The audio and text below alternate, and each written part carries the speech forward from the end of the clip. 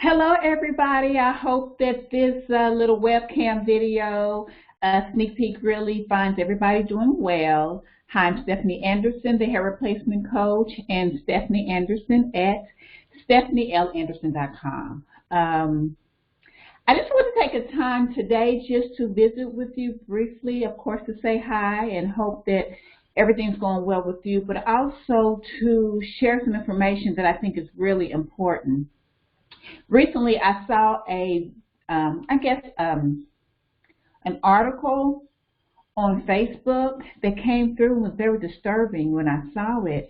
And I just started thinking about how prevalent it is that we must, as licensed professional, maintain the integrity of what it is that we do. And not to keep you in suspense, but allow me to just share some information with you. Last week, I concluded a training and certification in non-surgical hair replacement and medical hair loss. And each of the attendees were salon owners, hair restoration center owners, very professional and acclaimed in their respective areas.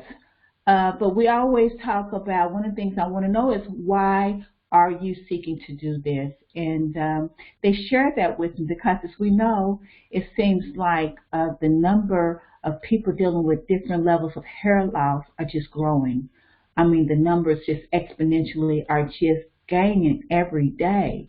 So it's really important that we have a credible, credentialed people who actually know how to service these people in the correct way to do that. So that's why it's so important for me in my journey and my mission to do that. So we did have that conversation.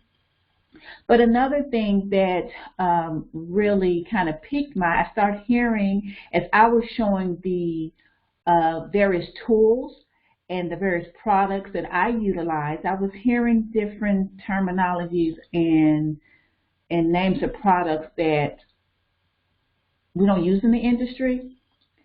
Like the amber solvent that I use, C22, to remove the adhesive in the tape.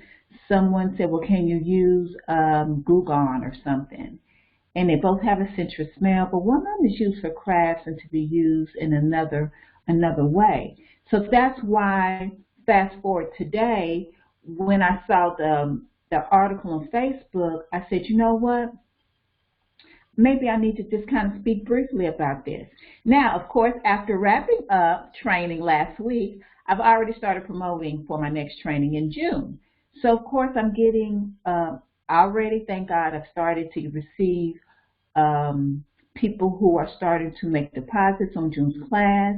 And I only allow 5, so if you haven't got yours in, you better do it quick because I stopped at 5. But I've gotten inquiries for people who are not licensed.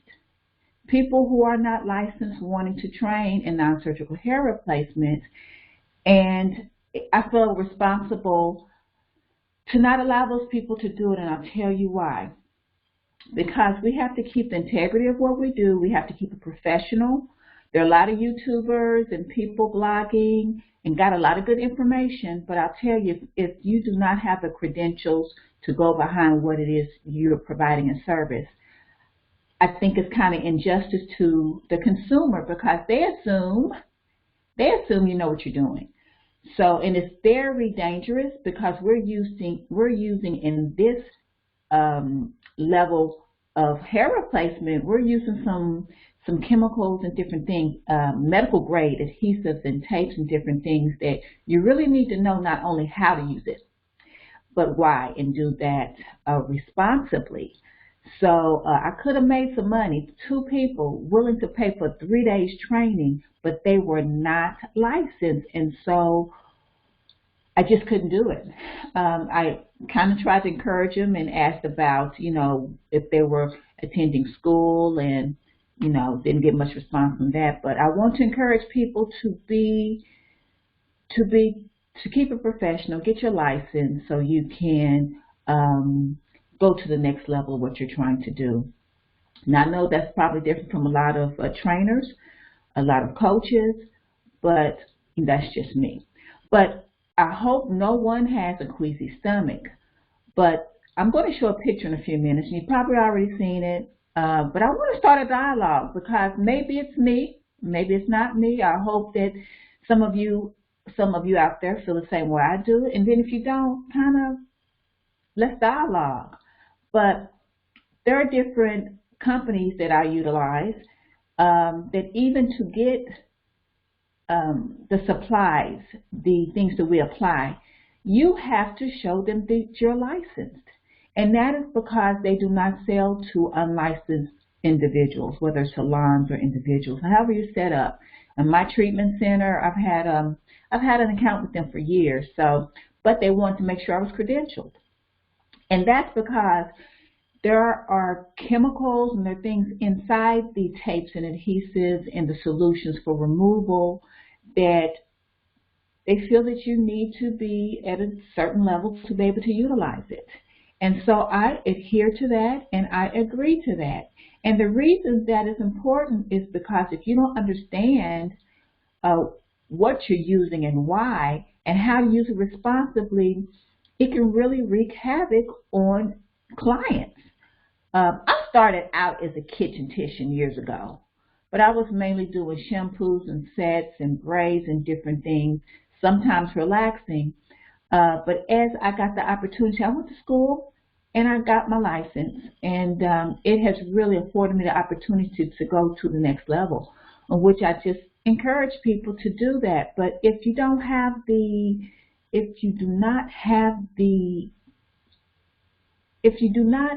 wherewithal or whatever it takes to go to that next level, there are so many different techniques that you can install units on.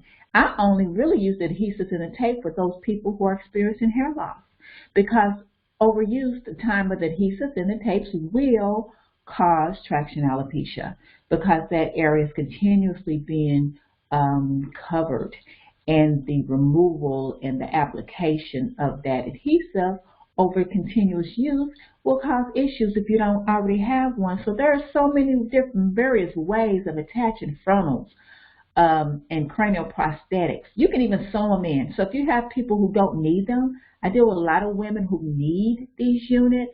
They're bald, they have extensive hair loss, so they need them. So they have no way for me to attach them. They have no method of me to be able to anchor them any other way.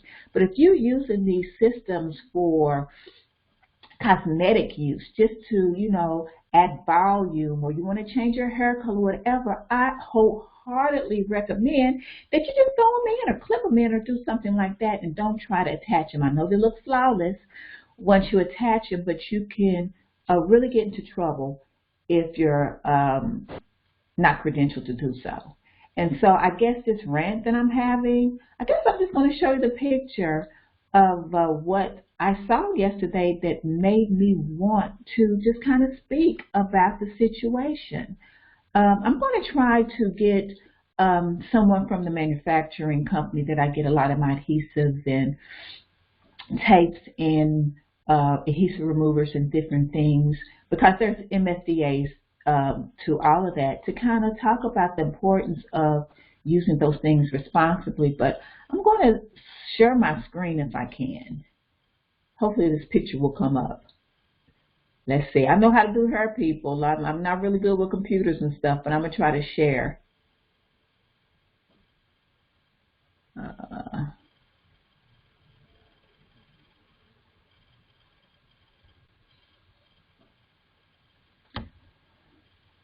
Okay, so that is the picture that I saw yesterday. And in the caption, it read that, just be careful who you have to install your frontals and full units. Some people are using nail glue. Some people are using Gorilla Glue. Yeah, Gorilla Glue, you buy that like at Home Depot or Lowe's, but there are people who are using these things and you don't know it. It's very dangerous. This person, to me, those are open wounds. Depending on how they heal, they may have incurred some injury that may even cause them to need grafting. And it's because it's in front of some part of the hairline. Those follicles in that area may actually have been damaged. So, we just have to be responsible. Don't use Gorilla Glue. Don't use anything that wasn't formulated, but for the usage it was intended to. So I'm going to kind of turn off this right now. Um,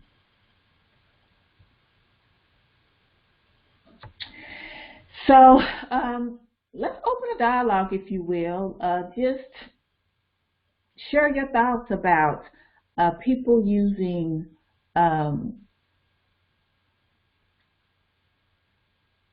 things that aren't intended for hair. Gorilla Glue, nail glue is for nails.